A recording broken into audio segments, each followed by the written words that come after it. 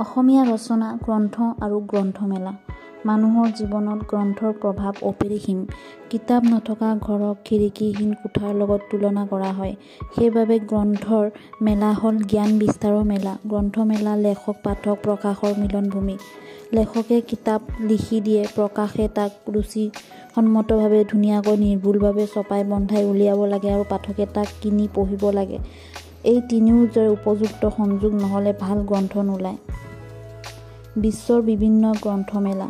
গ্ৰন্থমেলাই গ্ৰন্থ চেতনা সৃষ্টি কৰে। গ্ৰন্থমেলাত কিতাপৰ বিনিময় পাঠকে একে ঠাইতে বিচৰা কিতাপ পোৱাৰ সুবিধা লাভ কৰে। পৃথিৱীৰ বিভিন্ন ঠাইত বৃহৎ বৃহৎ গ্ৰন্থমেলা অনুষ্ঠিত হৈ থাকে। বছৰে দুবছৰে এনেবোৰ মেলা বহে। সিবোৰত কোটি কোটি টকাৰ গ্ৰন্থ বিক্ৰী হয়। নেদাৰলেণ্ডত প্ৰতি বছৰে 1 নিযুত গ্ৰন্থ বিক্ৰী হয় বুলি জনা যায়। দ্বাদশ বিশ্ব গ্ৰন্থমেলাত 20 কোটিৰো অধিক টকাৰ কিতাপ বিক্ৰী হোৱা বুলি প্ৰকাশ। আন্তৰ্জাতিক পৰ্যায়ত গ্ৰন্থমেলা অনুষ্ঠিত হয় Frankfurt, Moscow, Cairo, London, Singapore, Manila, Bahrain আদি ঠাইত, তদুপৰি মেক্সিকো, আংকাৰা, ত্ৰিনিদাদ আৰু Tobago, Zimbabwe, Havana, Kuala Lumpur, Mauritius, Belgrade, Khartoum, Dhaka আদিত বিশাল গ্ৰন্থমেলা হয়। ভাৰতে সেইবোৰত অংশগ্ৰহণ কৰি আহিছে।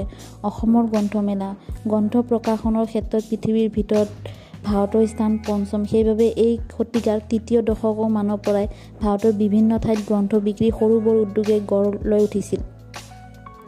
মেলাজাতীয় অনুষ্ঠানটোৱে গ্ৰন্থ বিক্ৰী আৰম্ভ হৈছিল। কেৰালা, পশ্চিমবংগ, ত্ৰিপুৰা আদিত হোৱা গ্ৰন্থবোৰে কেতিয়াবা বিশেষ সমাদৰ লাভ কৰিছে। উত্তৰ পূৰ্বাঞ্চলত ত্ৰিপুৰা, মেঘালয় আৰু অসমত বছৰি গ্ৰন্থমেলা হয়। গ্ৰন্থমেলাৰ আকৰ্ষণ। অসমৰ আন আন ঠাইতো গ্ৰন্থমেলা হ'বলৈ ধৰাটো সুখৰ কথা।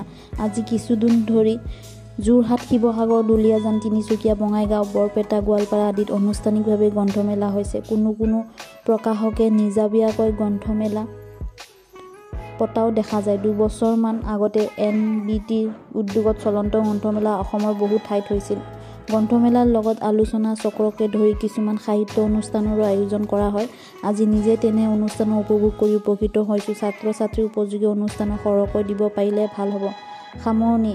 এটা অভিযোগ শুনা যায় যে গ্ৰন্থমেলা বেছি হৈছে, কিন্তু নতুন কিতাপৰ সংখ্যা তেনেদৰে বঢ়া নাই।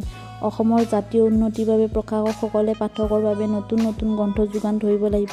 প্ৰসিদ্ধ লেখক হোমেন বৰগোহাঞিৰ কিতাপক জীৱনৰ সঞ্জীৱনী সুধা বুলিছে। সেইবাবে আমাক প্ৰতি বছৰে নতুন নতুন ভাল কিতাপ লাগে। তাৰ ঠাইত একেবাৰে কিতাপকে দেখি থাকিলে গ্ৰন্থমেলাৰ প্ৰতি পাঠকৰ আকৰ্ষণ নোহোৱা হ'ব। গ্ৰন্থমেলা আয়োজনত বিজ্ঞজনেহে থকা উচিত। সম্পূৰ্ণ ব্যৱসায়িক স্বাৰ্থত এনে মেলা পাতিলে গ্ৰন্থ বা গ্ৰন্থকাৰ অথবা পাঠকৰো কল্যাণ নহয়। ধন্যবাদ।